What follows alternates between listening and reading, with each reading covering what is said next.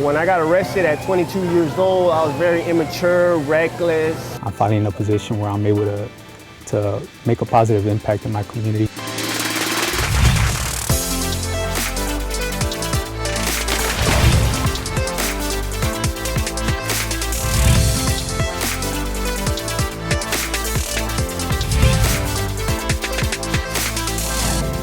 The sky's the limit with this program.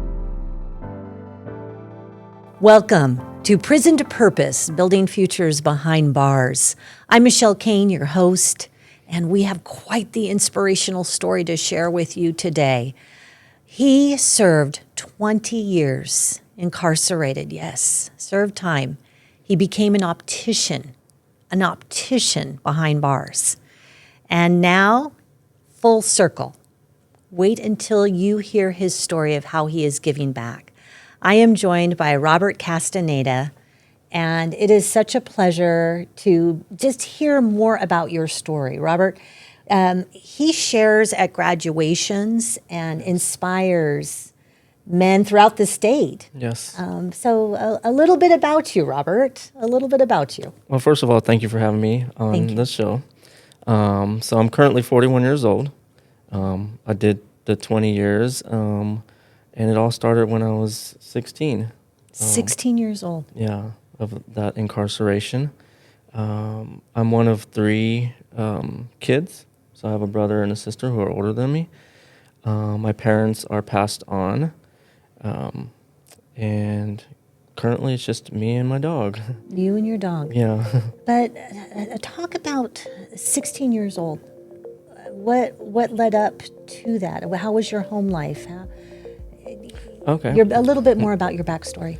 So, at 1 year old, my mother she left me in an abandoned house here in North Sacramento, and called my grandmother and told her to come pick me up, which she did.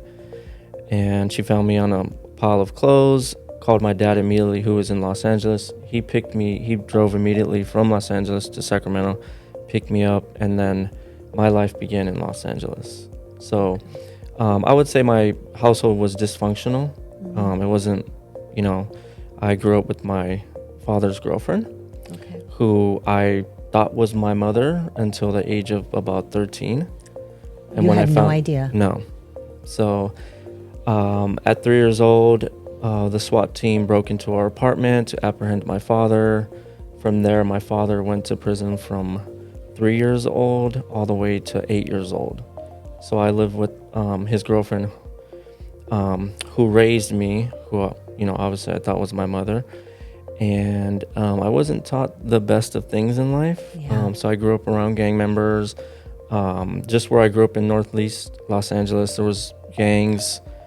3 gangs within a mile radius. So I didn't grow up around doctors or lawyers, or this was your influence. Yeah, this was my influence. So I was taught and trained things that honestly no kid should be trained.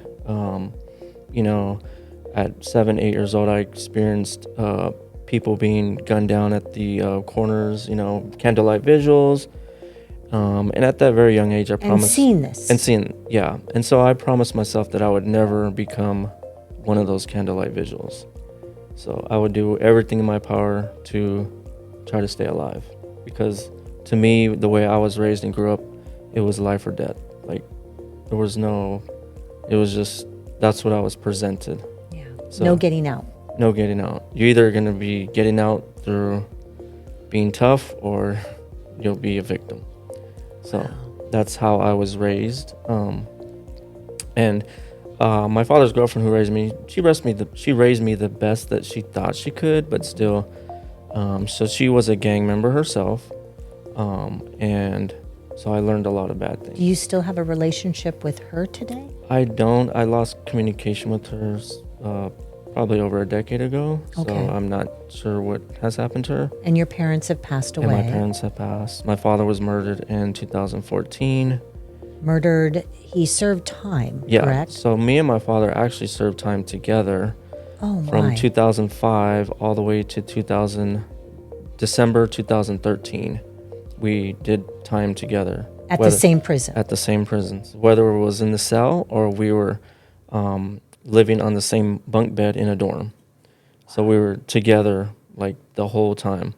They talk about that revolving door. They talk about the, and it's sad. And you were a part of that, and not knowing. I mean, you were young, very young. Yes.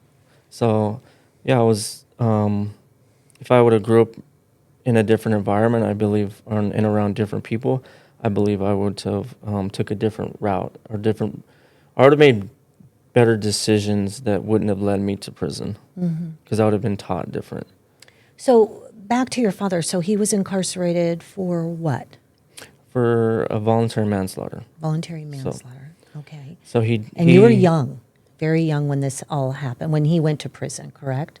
Yeah. So, well, when they originally apprehended him when I was 3, it was for a different charge. Okay. So the involuntary manslaughter was when we met in prison. That's the current charge that he had. So he was on another charge. So he was, in and out of prison. And obviously not having him home to teach me how to be a young boy. Yes. And teach me like a father should. You looked to the streets, and you looked, And I just felt I had to. The gangs. Yeah, I was never in a gang, but I was around those type of people that had those mindsets. Okay. So. Yeah. Now, what you said 16 was that what led you? Then that's when your life of incarceration started. So at the age of 15, I was being bullied by a neighborhood kid. And I didn't know how to tell my grandparents because I lived with my grandparents in Sacramento, California at the time. I didn't know how to I felt ashamed and scared to let them know that I was actually being bullied. And I thought that that the young kid who was bullying me would retaliate if I said, told my family. So I kept it to myself, and what that just did was triggered anger and resentments inside me until one day there was a situation where I felt I had to defend myself, and that's where my crime occurred, and I was sentenced to 32 years to life for an attempted murder. 32 years. Yeah, but that mentality goes back to when I was 7, 8 years old, when I was taught that not to take a threat from someone, that it was really business, in all actuality, and stand up for yourself, right? Yeah, I mean, yeah, but it was wrong because I was taught that where I grew up in Los Angeles, violence was the key. Violence was the number one answer. So even though when I came to Sacramento, I wasn't violent, when I was being bullied, I was triggered. It's like, oh, my fight or flight was like, what am I going to do? Because the young kid, he was a year older than me. He was 17, I was 16. I had just turned 16, just had a birthday just on August 2nd. The crime occurred at the end of August. So it was, I just turned 16. very young. So he threatened to harm me and to shoot my grandmother's house. So I was scared. I was like, oh. So that just sparked, I went back to Los Angeles at that point. I went back to, now I didn't need to defend myself. And I don't want, and then going back to the candlelight vigil, I don't want to be that candlelight vigil on that corner. And I promised myself at that very young age that I wouldn't be. So in my mind, my immature mind, I thought that resolving the matter with violence would solve it, and obviously that was completely wrong. So you came back to Sacramento and got your vengeance with, or was it down in Los Angeles? No, where your crime occurred. When at 1 year old, when my father picked me up from Sacramento, I lived in Los Angeles all the way until 8 years old. Got it. So my father paroled from Pelican Bay State Prison. That's when you could parole, way back then. And he seen that, he just didn't want me to get into the lifestyle that he was a part of. So, you know, the great thing that he did was he sent me to Sacramento because he wanted me to avoid the route that he went through. He was trying to protect you as much as he could. So he asked my grandmother if she could take me in, and they did. But this, back to the 16-year-old boy who attempted murder. Did this happen did the crime happen in Sacramento? It did. It actually Sacramento. happened just doors down from my grandmother's house, unfortunately. Oh. Yeah. And knife, what was your weapon of choice? So Hands? a gun was used. Gun. Yeah. So, and He did not die. thankfully he didn't die. And I was given attempted murder instead of a murder charge. And And what was going through you right after that happened? I mean, cops arrive, officers there. I didn't honestly, my mind was so immature that I thought that was resolving the problem. When I should have reached out to my grandparents to help me solve the problem. But because of my trauma as a young kid, I always kept my emotions inside. So I didn't know how to express myself or be honest. I just bottled everything. Until you exploded. Until I exploded at one that rage, time. that anger. Yeah, exactly. And the resentments. And that's a vital lesson I learned to always, like current day, to talk about, be open, talk. Yeah. And It's what you could tell your 16-year-old self, right? yeah, Now, if I could have only told my grandparents at 16 what was happening, I probably would have avoided the long stretch in prison, and I would have, who knows where I would have been. I would have been just in a different road in life. have you made peace with that I have, crime? yeah, I have. So I did, while incarcerated, I did cognitive behavioral therapy at Solano State Prison, and initially I was very hesitant towards it. I was very kind of standoffish, but in completing the program, I honestly learned a lot about myself. I learned how to open up in front of other men. Yeah. I learned how to share emotions. Yeah, it's tough for men to be vulnerable. Let's be real. I Yeah. mean, I'm a mother of boys, Okay. and it's tough. It is tough. It is. And add on that I was taught from a woman to bottle your emotions, to Really? never show weakness. That's right, because To be so this tough. was your stepmom, or who you thought at the time was your mom. My mom, yeah. But I was taught by a woman, so just think I was taught by a woman to be tough, to keep your mouth closed, to, just to keep your emotions bottled up. So I learned that at a very, very young age, that crying and emotions were weakness. So I didn't learn this from a man. I learned it from a woman. So I Which thought, is far from the truth. yeah, but no, it's far from the truth. Yeah. you- You would think I would learn that from my dad, which I learned that from just the small time that I spent with him before he sent me to Sacramento. So I was very good at just holding my emotions. Well, we are going to take a quick break, and we're going to get back to, okay, crime happened. Now we're going to prison. 16 years old. Yes. We're going to get into that backstory about prison life, about what changed your life. Yes. And then stick around, because even further down, you're going to hear an inspirational story that you just don't want to miss. We'll be right back. If this episode moved you, hit follow and subscribe to the Prison to Purpose podcast. And remember, no matter where you started, you're always one choice away from a better future. Welcome back to Prison to Purpose. We are having a fascinating conversation right now with Robert Castaneda, incarcerated 20 years. And we got a backstory of what led you to prison. Yes. And you were 16 years old, Yep. attempted murder. Yes.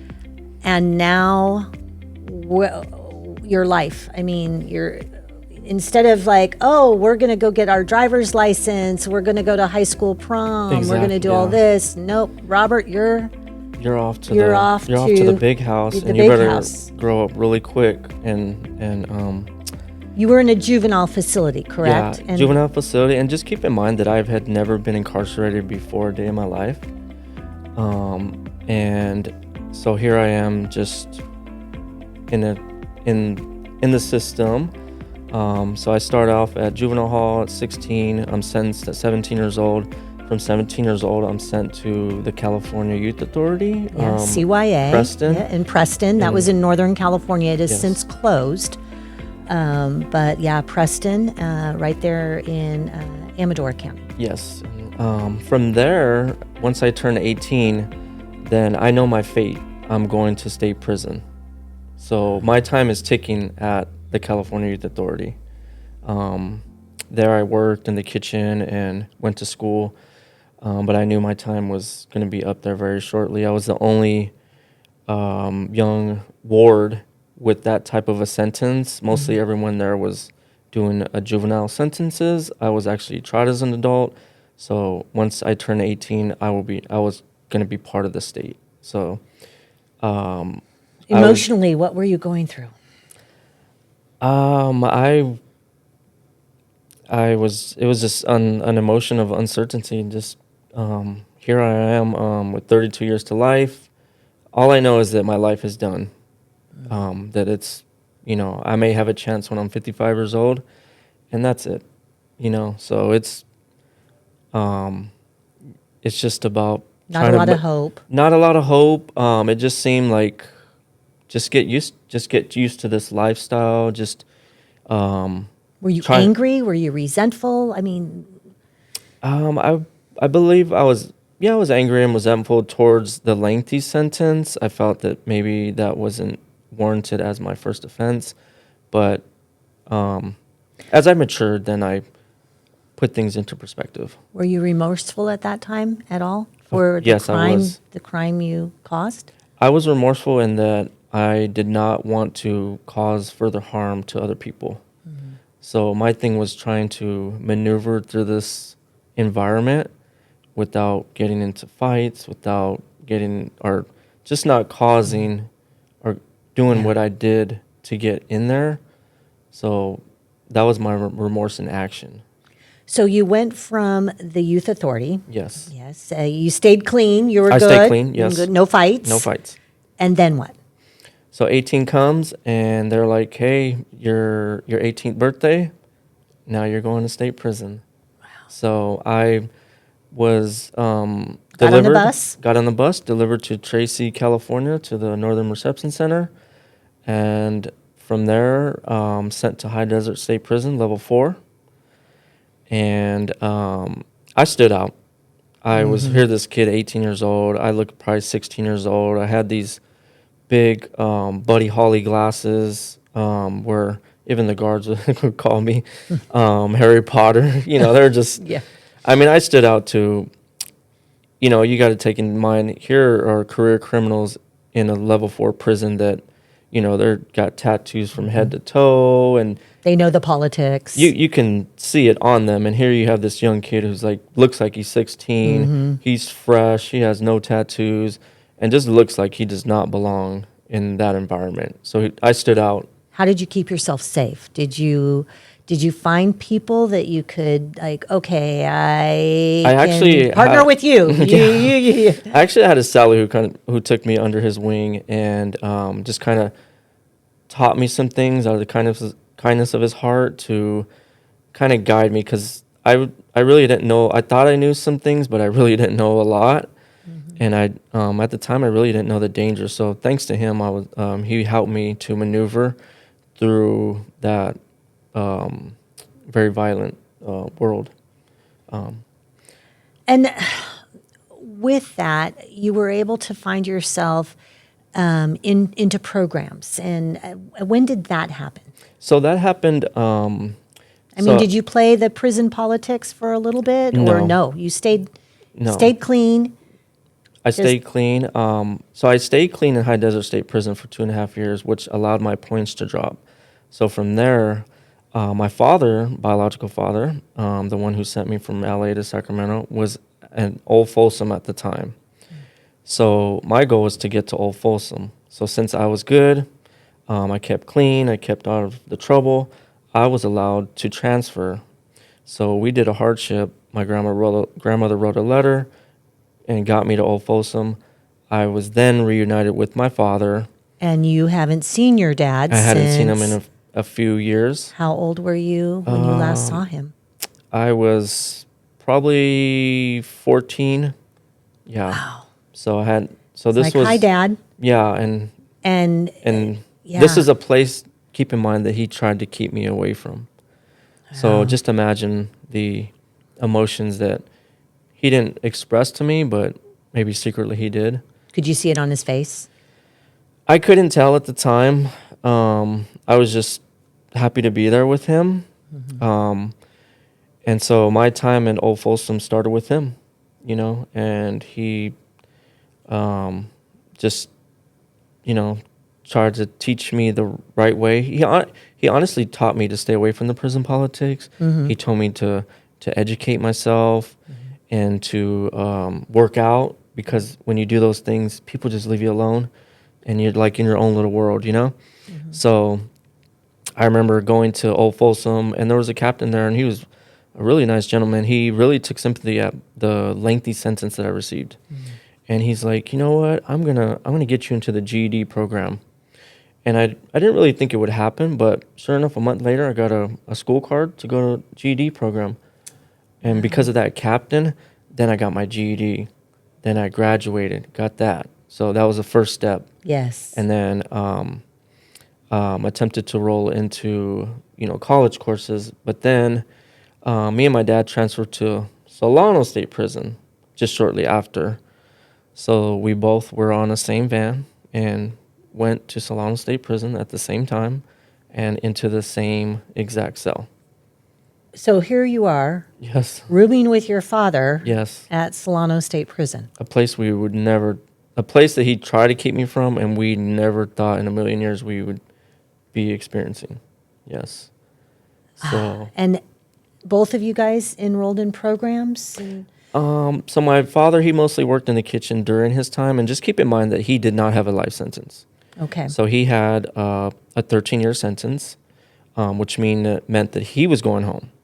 You know, and so his goal was to train me and to prepare me for when his departure would be, and that he did. Okay. So, but he always encouraged me to stay away from the prison politics, educate yourself. He always told me I was different, and that's because I was always looked out upon by whether it was the guards or whether it was the inmates.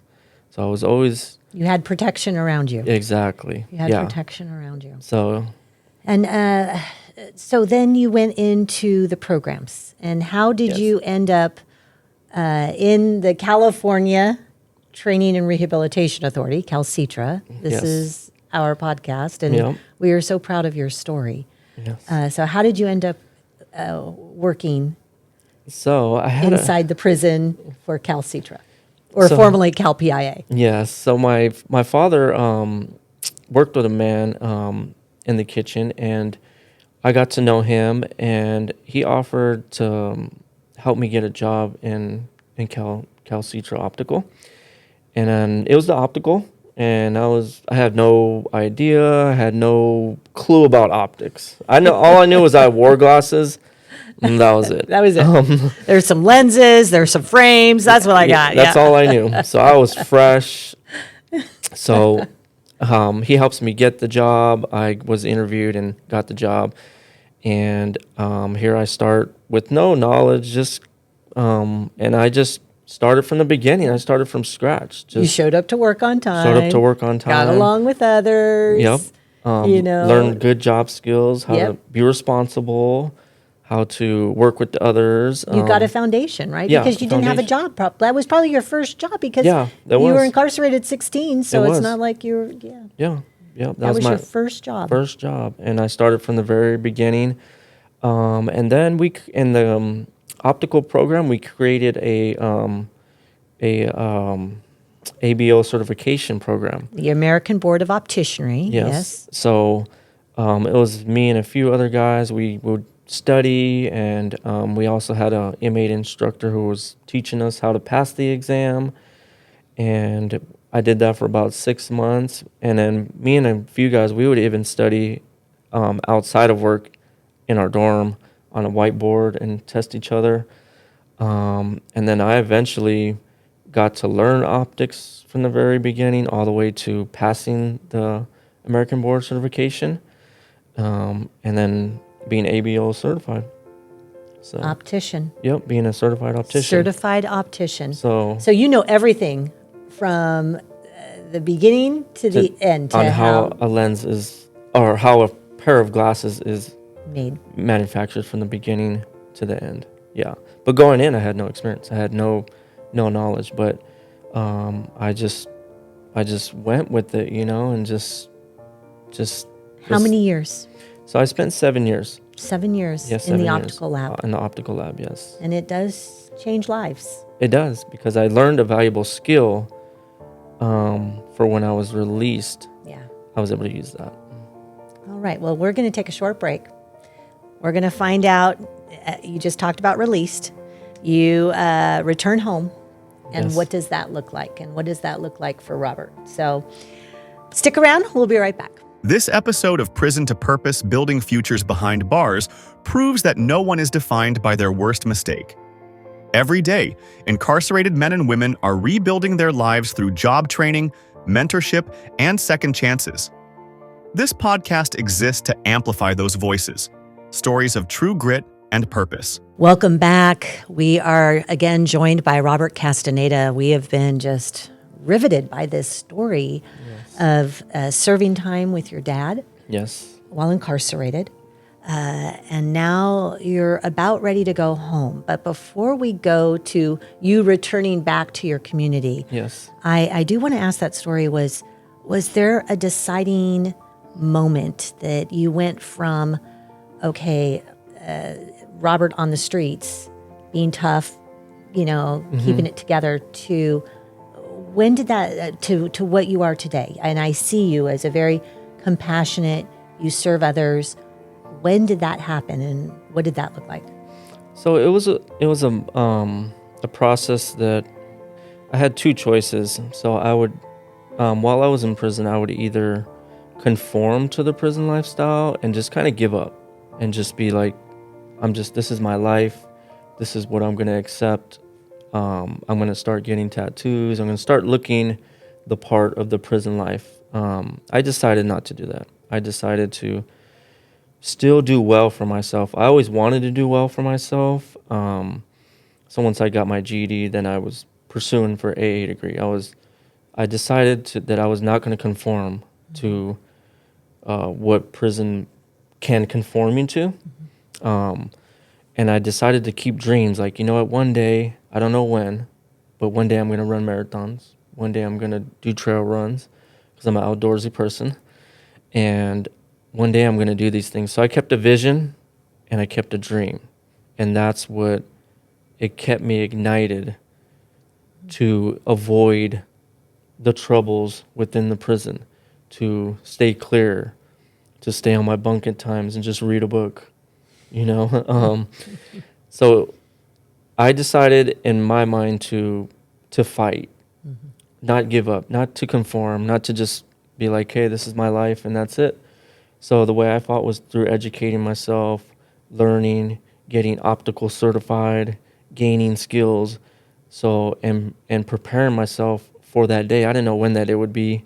At the time, it looked very, very long, but I decided that I would fight to stay clean, to not get involved with fights. And you did stay clean. Your did. record?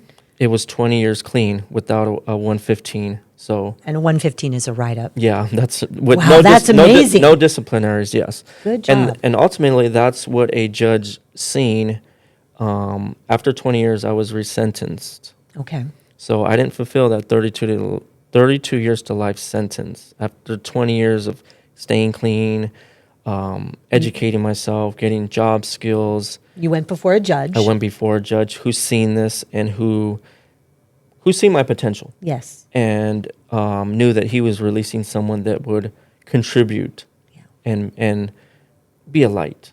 And that's why I was released, for making those decisions in the very darkest moment, to be that light, to just go through the trial and to just fight all the whatever was coming my way. And shining brightness to others. That's Yes. what you did. Yes. So you were granted this resentencing. Yes. You were able to go home. Yes. What did home look like? And what did that, I mean, you're walking out of Solano, I would imagine. So I actually walked out of the Sacramento County Jail. Because the resentencing. Because of the resentencing, yes. So I walked out of there. My family picked me up right on I Street, and they took me home back to where, well, we had a party at my aunt's house, but so here it was. This was something that I earned for many years, 2 decades. And once I left that county jail, then I knew it was time for me to just push forward, you know. And Were you nervous? yeah, there was nervousness, there was uncertainty, but I had a mindset. And it was something that my dad always told me. My dad always told me, keep your warrior status. And he told me that inside, because if you allow like the prison lifestyle to affect you, to get you depressed, to, you know, you will not be ready for society. So my dad always taught me to fight. But not Physical fight. Not physical. No, not physical fight, but to it's a mental. It's all mental, because here I am. I'm in a world that I haven't been in for 20 years. Cell phones are out. When I went in, there was maybe beepers. So those little, the beepers, the buzzers. Everything's done online. Yep. But I have no pagers. Yeah. I have no education on how to use a cell phone, how to use went an email. From the flip to the BlackBerry to the, you missed all of that. I missed everything. So here I am in pretty much a fast-forwarded world. And but I knew that I was going to succeed. I was going to either reach out for help. I was going to win. You know, I was determined to. I had a winning mentality. And when you did, so when did you get your first job, and what did that look like? So I actually got it in Folsom here at an optical lab or retail store. And I was getting paid $22 an hour, and I thought I was doing big things. I was like, oh my gosh. It was good money back then, it was decent. 5-6 years ago, right? And here I am in a retail setting, don't really have knowledge of it. I know the optics, but you know, I'm dealing with customers, and it's a whole different world. Oh, yeah. But I'll tell you this. Little did they know that you've been like, I say this, you've been down for 20 years. Yes. The prison population always says, how long have you been down, right? Yes. So you've been down 20 years. Exactly. And here you're talking to, just, I'm helping customers. Oh, yeah, Bob, patients. here are your glasses. Yep. And they have no idea. No idea. Right? Yeah. And one funny thing about that is when I told my boss at that location, when I was leaving to go to a different optical retail, I mentioned, hey, I have this book out, and just to let you know, I was incarcerated for 20 years, and they had no clue because I didn't wear where I had been. I didn't look the part where I had been. Yeah. So they never thought that I was clean cut. You were clean cut. You I dressed have no nice, tattoos suit, to this day. You just, dressed professionally and did my job. And how did they respond? It was well. Good. They were accepting and just wished me the best on, where I was headed next. And yeah, I always worked well with people and tried to help them, and they helped me, and it was a great experience. And I'm finding that more and more employers are becoming more accepting of that, which is, for you, great thing. And we want employers hiring trained, because you guys, I mean, you got great job skills Yes. in prison. Yeah. And you were right out the gate. You were ready to go. Yes. And ready. you got a job. So how soon did you get that job? Was it? I got that job about, I would say, 5 months after being released. Okay. Yeah.